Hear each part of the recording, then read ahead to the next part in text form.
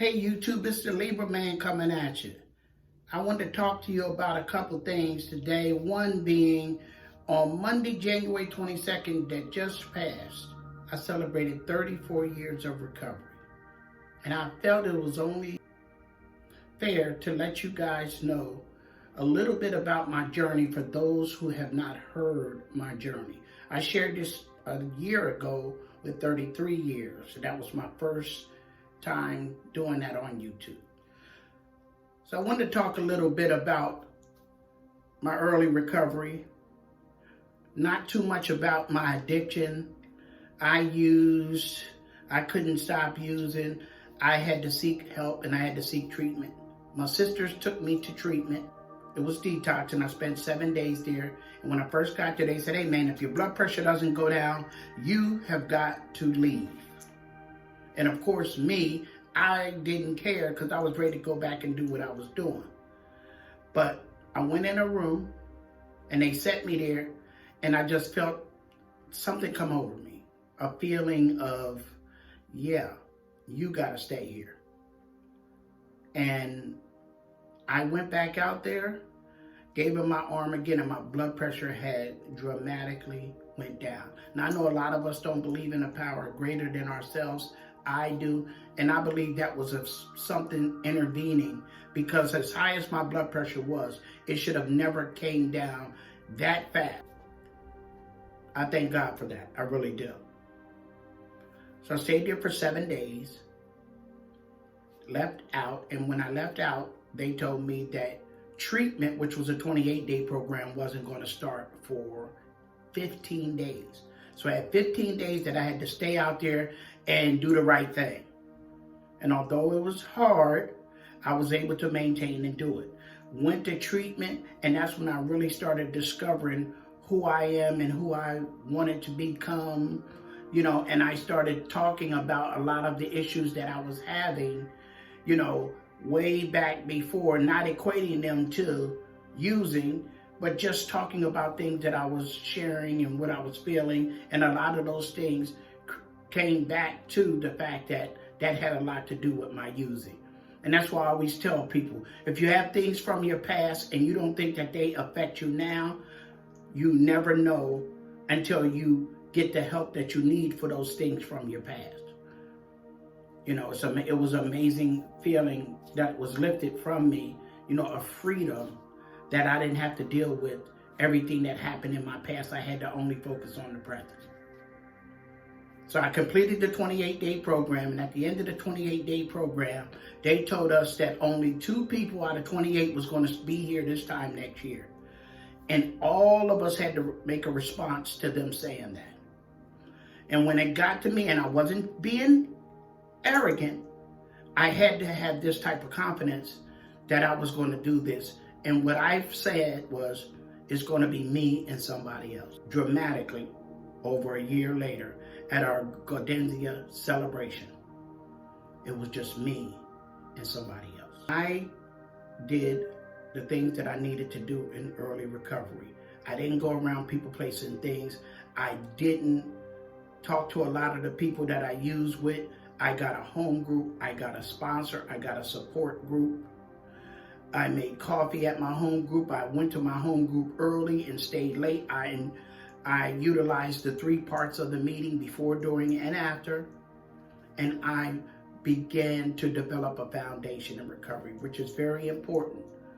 Foundation is important in recovery, just like it's important in anything else. If you build a house and the foundation is solid, then when you build that house and the storms and things come, that house is going to stay up.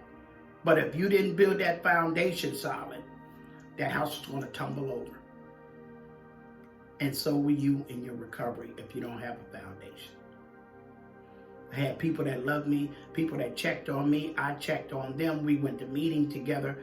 We did 95% of things together. I was trying to find a new way of life. Not a similar life like I had before I started using drugs, a whole new way. And this was the way to get it. Through this process, I developed a family, got married, and I moved to Virginia. When I moved to Virginia, I realized then the importance of a foundation, because when I came down here, the foundation was the people built it on, not me being in a particular place. So even though I was down here, I still had that foundation from there. Although I knew that I still had to plug in with people here and get close to people and do those things, I was reliant upon my foundation that I had before I got here. And that helped get me grounded until I had a foundation of my own here. I started going to meetings on a regular basis, getting involved in the home group. I became a GSR of the home group. That meant we meet monthly and we went and got literature and discussed the things that was going on in our area. During that period of time, I didn't realize that my wife was unhappy about being here. She was unhappy because she didn't try to connect and try to get people and meet people and things like that, like I was doing. So therefore, she didn't feel like she was grounded in here. And if you move your body somewhere and your mind is somewhere else, that's not going to work. And she realized that, and she moved back to Pennsylvania. I continued to move on. I continued to do what I needed to do in my recovery. And another thing I wanted to bring up, if you are in a relationship with someone and y'all both are in recovery, stay out of each other's recovery. Your recovery is your individual responsibility. Yes, you're going to be benefited by you guys being together as a unit.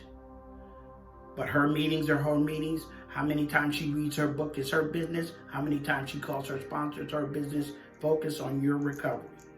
I know that now. I learned that from before. And I know today what hurts worse than learning from experience is not learning from experience. I got married again down here. Met a nice lady. She wasn't in recovery. I was. She knew that if she was going to be with me, not because I made her just the kind of person that I was in the lifestyle I lived, that she would have to clean up her act. She did that. We got married in 2000. We were divorced in 2009. 2013, I moved to Delaware. Started working for the state of Delaware. Got a job part-time, working with kids in foster care, and it was a very rewarding job, a very rewarding time. My issue was I moved up there because of other people. Family saying, oh, you're 300 miles away, you're too far away, we miss you, we want to be with you. So I moved 120 miles away opposed to 300. And what I learned was you have to make decisions based upon yourself and not what other people think that you should do. Because I seen my family less when I was 120 miles away from them than I did when I was 300 miles away. Because when I was 300 miles away, I was getting in my car. I was driving to Pennsylvania. I was going up there to see them. So I decided after 7 years and after COVID and after our building closed, instead of getting another job, Virginia was always where I wanted to be. So that's where I came back to. I had to do what I felt was best for me. I can't please everyone. So you have to do what you can for yourself. And if people are pleased on what you're doing for yourself, that's fine. And if they're not, then they're just not. This 34 years of recovery has been a journey, but I am blessed and grateful for every single day. I'm blessed for everybody I've met, for the things that I've learned, the easy way and the hard way. I'm blessed for the friendships that I have developed and made. I wouldn't change this life for the world. It inspired me to start this YouTube channel because I wanted to be able to help people on this type of a level that necessarily wasn't in NA or in recovery, but that needed help with self-care, with mental health, and even recovery.